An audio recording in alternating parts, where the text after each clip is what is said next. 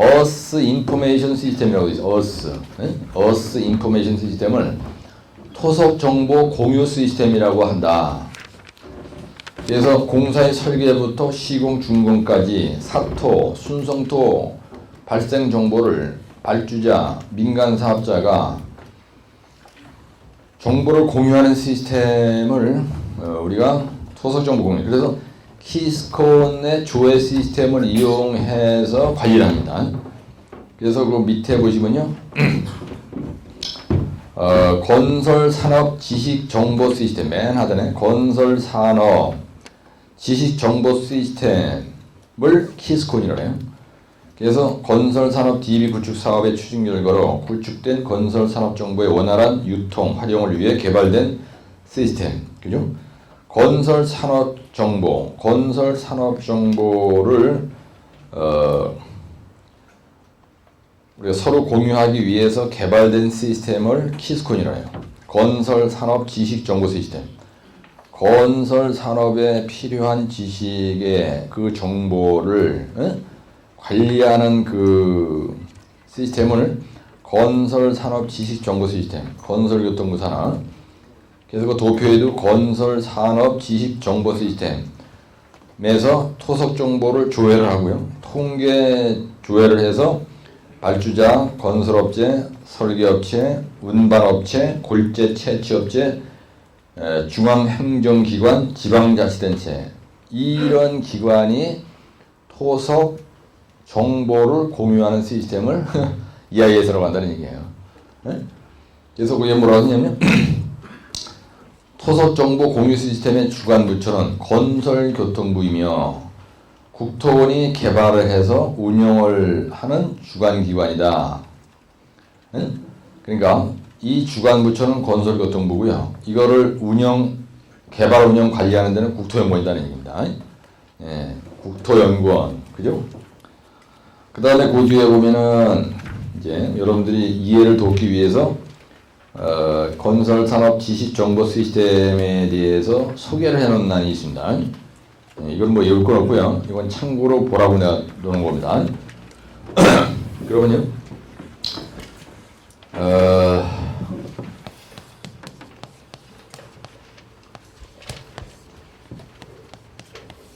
EIS Earth Information System이에요.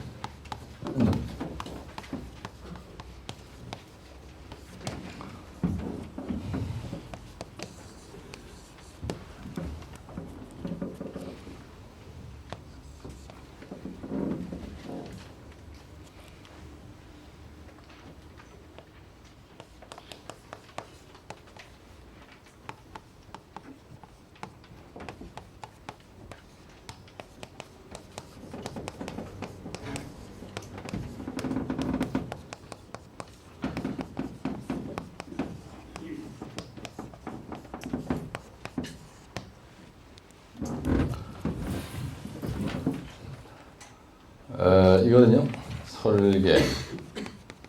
설계자, 시공자, 그 다음에 발주자가 사토 플러스 순성토 시 발생하는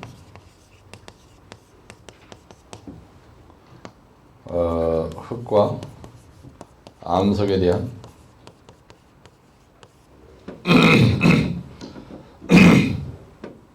정보를, 그죠? 설계자, 시공자, 발주자가 사토, 순성토 시 발생하는 흙과 암석에 대한 정보를 공유하는 시스템. 정보를 공유하는 시스템을 우리가 토속 정보 시스템이라고 한다. 말 속에 답이 있습니다. 근데 뭐든지 공유하는 방안은요. 그래서 이걸 갖다 우리말로는 토속 정보 공유 시스템.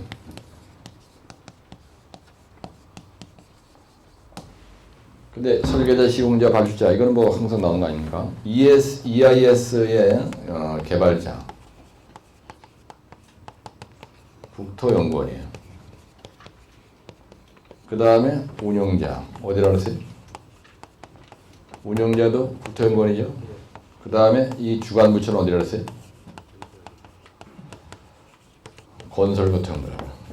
건설교통부 이름을 뭐 바꾼다 그러더라고요. 이명박 대통령께서. 그 다음에 EIS의 개통도라고 되어 있는데 거기에 있는 내용은 정보 입력, 토속 정보 공유 시스템. 저 말은 사실은 장난친 건데요. 여기에 보면 이렇게 돼 있어요. 토속 정보 공유 시스템 이렇게 있잖아요.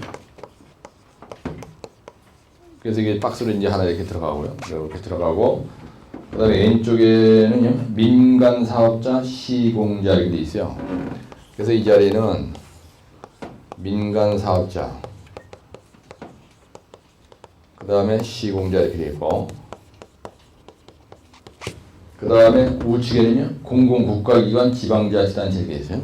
이쪽에는 발주자 얘기하는 겁니다. 그래서 뭐 건설교통부 발주처를 얘기하는 건데 지방자치단체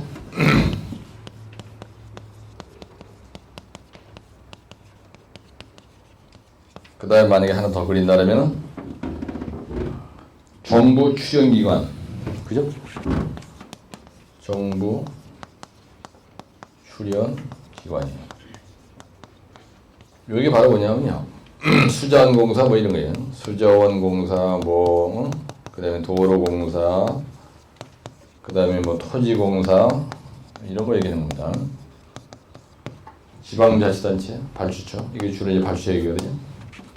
그래서 여기에서 토속정보 시스템을 여기다 정보를 입력한다는 얘기야. 입력 여기도 정보 입력이야. 정보 입력을 하는 거야. 그래서 요 밑에 뭐라고 되어 있냐면요. 데이터베이스를 깔아놔. 그럼 건설산업 지식정보 시스템. 그죠? 여기 데이터베이스가 있다고 돼 있죠. 데이터베이스를 깔아놓고, 그 다음에 건설산업 지식정보 시스템이죠. 지식정보 시스템. 그렇게 하고 밑에 뭐가 있냐면 토속정보조회, 통계조회. 여기다 토속정보 조회. 토속정보를 조회. 그죠? 이렇게 내려간 거예요. 여기다가 또 하나 이렇게 해놓고 통합조회. 근데 밑에 깔아져 있는 게 이런 내용이 들어가 있는 겁니다. 그래서 발주자, 건설업체, 설계업체, 운반업체. 그렇죠? 이 밑에 깔아져 있는 거가 이 내용이 거기에 발주자, 그 다음에 설계업체, 그 다음에 시공업체, 그 다음에 뭐 운반업체, 그 다음에 굴재 채취업체 이렇게 써 있는 거예요. 얘들이 다 공유한다는 거거든요. 업체. 이걸 도표를 그리는 겁니다. 근데 마지막 EIS에 기대 효과가 있어요. 거기에 뭐 있는지 없는지 모르지만 이거는요. 토속을요. 재활용할 수가 있어요. 그 다음에 예산 절감의 효과가 있습니다. 예산 절감의 효과가 있다. 그래서 향후 건설 산업에 기대가 된다. 기대가 크다. 그죠? 다섯 번째 결론. 그래서 EIS를 적극 활용해서 우리가 원가 절감을 해야 한다. 이렇게 쓰는 거예요. 그래서 토속 정보 시스템 같은 거는 말이죠. 여러분들이 조금만 신경 써서 이런 어떤 정의만 알고 있으면요. 같이 한번 따라 하실래요? 토속 정보 시스템이란 사토 순성토 시 발생하는 흙과 암석에 대한 정보를 설계자, 시공자, 발주자, 굴재 채취업체, 굴재 운반업체가 공유하는 방안을 토속 정보 공유 시스템이라고 한다. 말 속에 답이 있는 거 아닙니까? 네, 토속 정보 공유 시스템. 토속에 대한 정보를 따라서 토속에 대한 정보를 공유하는 시스템이에요. 근데 누가 공유하느냐? 설계하는 사람. 네? 그 다음에 그거를 수주에서 일하는 시공자, 그 다음에 감독하는 발주자, 골재 채취업자 이런 사람들이 한다는 얘기예요. 다 쉬운 거야. 국토연구원에서 개발했고요. 운영자는 여기고 주관부처는 건설교통부고 이걸 갖다가 데이터베이스를 가지고 있는 놈은 얘들이에요. 건설산업지식정보시스템, 건설교통부에 있는 거. 여기다 올려놓으면 조회를 해. 그래가지고 이 조회한 거를 얘들이 보게 한다는 얘기예요. 얘들이. 이런 건 여러분들이 이 용어의 정의만 알고 있으면 이게 아주 그냥 좋은데 만약에 예를 들어서 지난번에 82회 때 났거든요. 83인가? 83인가? 네. 사토장이 났어요. 사토장 선정시 고려사항과 이렇게 났다고. 사토장이나 토시장에 대한 문제가 났다 이거야. 그랬을 때 여러분들이 뭘로 차별화시키겠어요? 그죠? 예, 크게 차별화시킬 게 없다고. 그럴 때 토속정보 시스템의 토지장 얘기를 할 때 이 토속정보 시스템 얘기를 여러분들이 시험장에 가서 0.5페이지 정도 썼다 만약에 그러면요 24점 주는 거예요. 네? 그래서 토속정보 시스템이 나지 않더라도 여러분들 그러려면 이건 뭐 여기에서 얻은 거를 갖다 써야 돼요. 만약에 이런 문제가 났어요. 아니면은 절토나 아니면은 성토에 관련된 문제가 났을 때 성토할 때 흙이 필요하고 성토할 때 암버럭이 필요하고 절토할 때 나오는 흙이 있어야죠. 그죠? 예, 그러면 이 절토할 때는 사토장이 필요하고요. 성토할 때는 토지장이 필요한 거 아니에요. 예, 흙을 가져야 되니까요. 그럴 때 여기에서 이런 말 하는 건 좀 웃기는 거죠. 이거 얘기하면 되죠. 예? 그래서 요걸 갖다 0.3페이지 분량이나 0.5초 요 정도로다가 요걸 딱 짜집게 해서 요 도표를 넣어놨다. 그러면요. 딴 사람은 하여튼 자기는 몰살하는 거에 낫대요.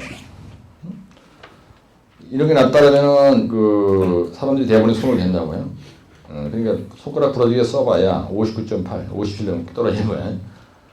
그래서 이런 얘기를 내가 왜 이걸 얘기를 자꾸 하느냐면요. 이게 바로 고도점 대안이에요.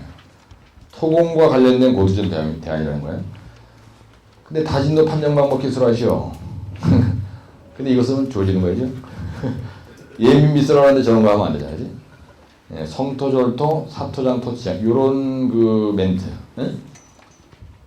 여러분들 동영상 보실 때 이걸 자꾸 반복해서 있잖아요. 이 반복 효과에 의해서 용어 어떻게 그대로 여러분들 시험장에서 기억이 나요. 예? 그래 벽차다고 혼자서 하려고 말고 응? 확실하게 활용을 잘 하시라고요. 따라서 키스콘, 건설교통부, 국토연구원 예, 요런 국토연구원, 따라서 국토연구원, 건설교통부, 그 다음에 키스콘, 건설산업지식정보시스템 요 기관명만 알고 있으면요. 그 다음에 시공자, 따라서 설계자, 시공자, 발주자 여러분들 기억력을 돕기 위해서 건설 카스라는 게 있어요. 대건 칼이 아니고요. 건설 카스의 정의가 뭐냐면요. 건설 산업에 관련된 지식을 맞지? 이거 우리말로 뭐라 그래? 건설 산업 뭐라 그랬죠? 이 건설 카스의 정의가 뭐예요? 정보 공유한 시스템입니까? 맞아요? 맞아요? 기억이 안 나는 거 봐. 이 건설 카스의 정의가 뭐야? 건설 산업 정보 공유한 시스템이 맞죠? 맞아요? 이게 건설 산업에 관련된 정보를 공유하는 시스템을 건설 카스. 그러면 어떤 의미 공유한다는 거예요? 이게 공유라는 게 여기서 정의는 이렇고요. 그다음에 이걸 설명할 때 정의를 설명할 때 건설 산업에 대한 정보를 누가 공유한다는 거예요? 따라서 설계자, 시공자, 감리자, 그 다음에 협력업체, 그 다음에 발주처가 공유하는 방안을 건설 카스라고 한다. 이것만 알면 나머지는 그냥 자연인인 거예요. 그죠? 근데 여기서도 만약에 이런 게 기억이 안 나요. 그러면 골치 아픈 거지 이게. 그죠? 예. 그 다음에 NCC라는 거 얘기할 때, 그 다음에 가치공학 얘기할 때, 가치공학이란, 그죠? 가치공학이란 비용을, 이 가치공학이라는 건 비용을 절감하는 시스템이죠. 예. 요거는 뭐예요? 이걸 우리가 라이프 사이클 코스트라고 하죠. 그래서 생명 주기 비용이라고 하잖아. 생명 주기 비용이에요. 그럼 이 생명이라는 게 뭐냐? 그러면 여기서 가치공학, 가치를 높인다. 가치공학이라는 건 뭐냐? 가치공학이란 타당성 조사, 그 다음에 설계, 시공, 감리, 인도, 유지관리, 전 단계에 걸쳐서 비용을 절감하는 시스템을 가치공학이라고 한다. 라이프 사이클 코스트라는 뭐라고 했어요? 설계, 시공, 감리, 그 다음에 인도, 유지관리, 전 단계에 걸쳐서 필요한 비용, 그때 들어가는 비용을 우리가 생명주기 비용이라고 한다. 그래서 설계할 때 생명주기 비용이 몇 프로냐? 몇 프로예요? 0.4%? 그 다음에 시공할 때 들어가는 게 몇 프로예요? 25% 되고요. 그 다음에 유지관리 하는 데 들어가는 게 몇 프로 정도 돼요? 약 70% 정도 뭐 이렇게 된단 말이에요. 그래야지 100%가 되는 거거든요. 예? 그런 거 설명할 때 생명주기라는 거 뭐냐? 가치공학이라는 거 뭐냐? 설명할 때 전부 다 그런 식으로 설명하게 돼 있어요. 예? 공사관리 4대 요소 얘기할 때도 마찬가지고요.